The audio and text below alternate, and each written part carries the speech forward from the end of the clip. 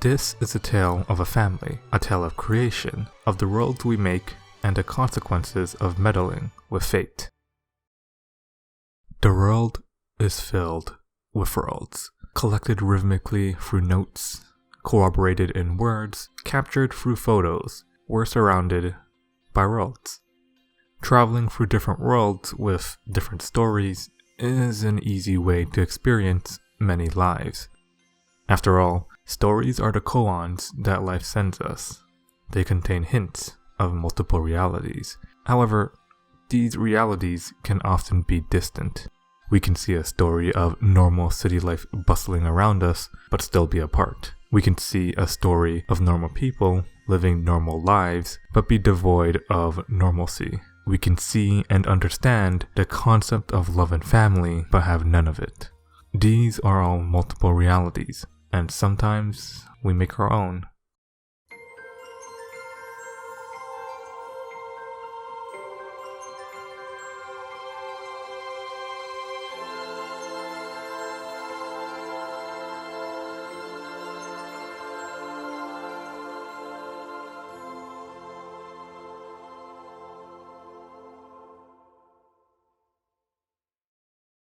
The world I visited mirrored our own, the mirrored capital, Kyoto.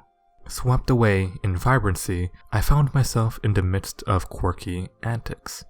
There was a great deal of fun in Kyoto, and never a dull moment passed as the family that resided within, Kurama, Yase, Mioe, and Koto, always managed to liven each passing day. These days moved in sequence, with slices of their lives mingled with Kyoto, allowing simultaneous exploration of the world and core residence.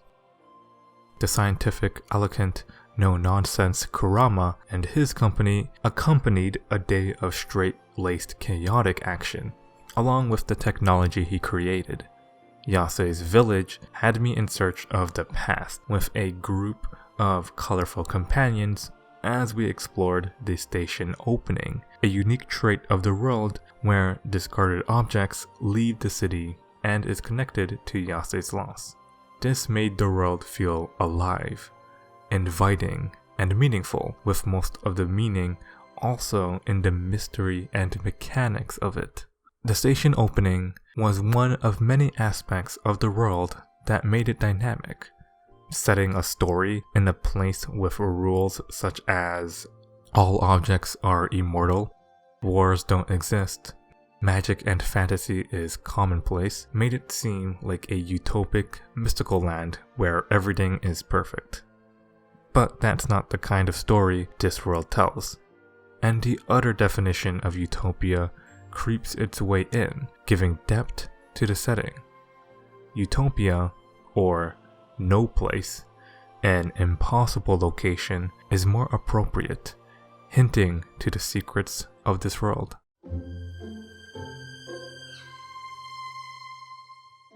Mioe, a secluded priest in Kyoto, often thought of his previous life, where he was ostracized for his abilities. He was able to insert life into his drawings, and that scared the populace. Though he lived in seclusion, he kept himself company with a hidden world. This world, in turn, didn't let itself remain hidden. Koto appeared from a rapid illustration, given sentience through Buddha. Then there was Yakushimaru, with Kurama and Yase, both illustrations following. Mioe's world became filled, but this life would soon end. Though my stay in Kyoto could be shortened to chaos, there was still peace and recollection, tenderness and kindness. This story is not only one of complete fun and whimsy, but more often than not it was filled with retrospection. Often, my daily exploration was interrupted by tales of the past, giving context to the present and blending their importance. Spending that day with Kurama, I learned about his yearning to see beyond his sheltered world. Helping Yase, I learned about her yearning to reclaim the past she lost.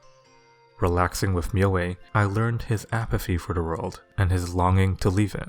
As bright as Kyoto was as a setting, so were the characters, all creating their places within this fragmented family and all dealing with their own problems, acting with different motivations. However, my short-lived stay in Kyoto didn't allow me to spend equal amounts of time watching every character progress and develop.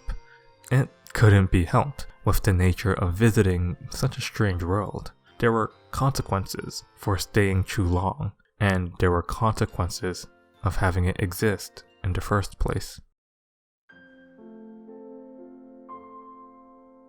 Created by Myoe, Kyoto was a place of refuge for the family after being told their existence was bordering the capital. Though the created children recognized their lives as problematic and suggested Myoe temporarily destroy and create them later, he would not accept such an idea. Though it was by his creation, by the new world he molded for himself, quietly living against fate, having molded life from paper and his imagination, he would not let it go so easily. Instead, Myoe brought them to that world he kept hidden, feigning all responsibilities, and they lived quietly as they always have.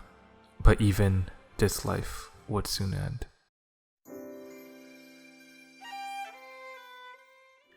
After my time in Kyoto, I had a lot to think about.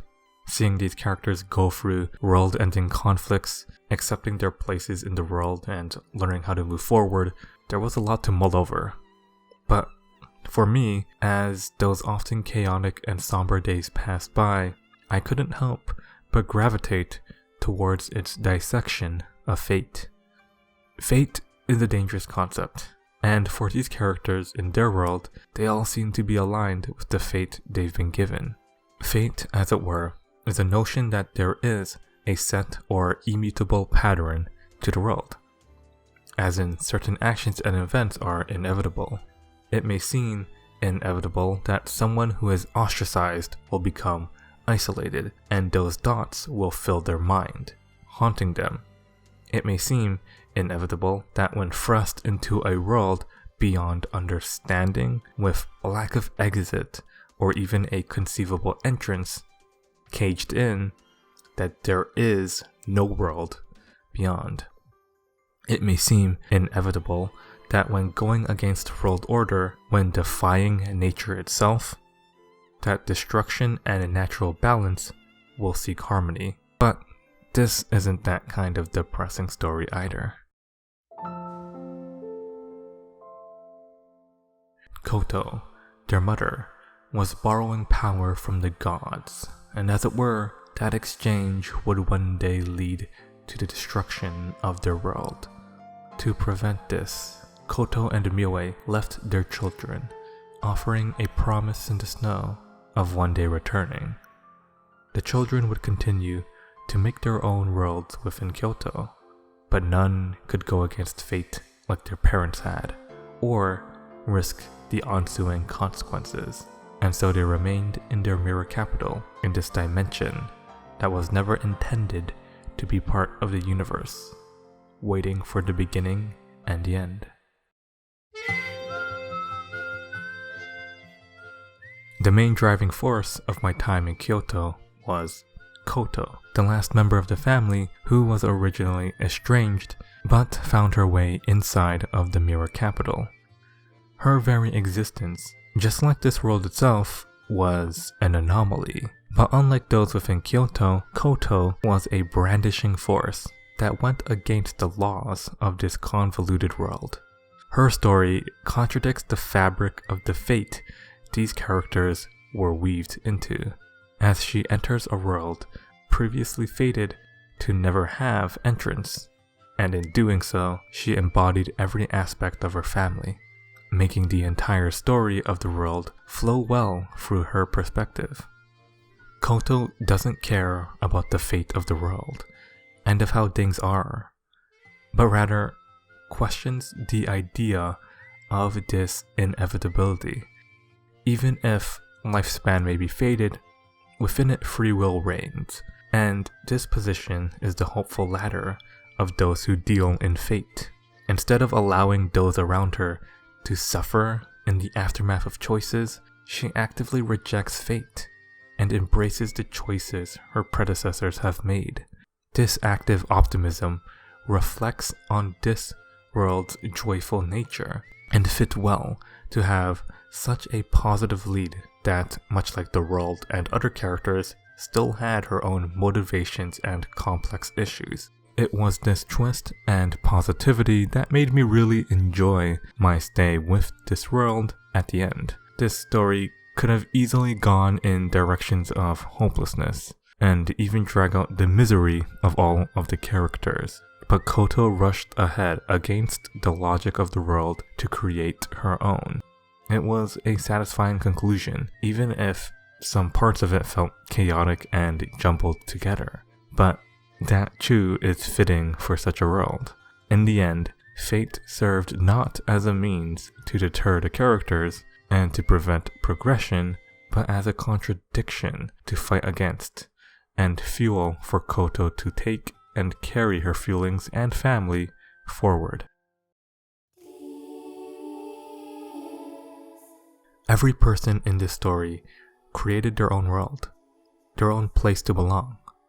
Those actions all had consequences, but they all had to sacrifice parts of themselves to exist in the way they do. Sometimes it's hard to make the choice to go against the inevitable, to try and go against what is perceived as fate. Sometimes it's scary, and the entire world will threaten to collapse. But sometimes you have to go against fate, and you try and push forward because life shouldn't be about sitting back and letting yourself get swept in how things should be, and not accepting how you are and your actions. This was a world filled with chaotic fun, dynamic characters, mapped out in a way to blend both present and past, while showcasing the consequences and struggle of making our own choices. Traveling through this mirrored world, I couldn't help but appreciate the efforts these characters went in carving a place for themselves, and it reminded me that I'm allowed to exist and carve my own space as well.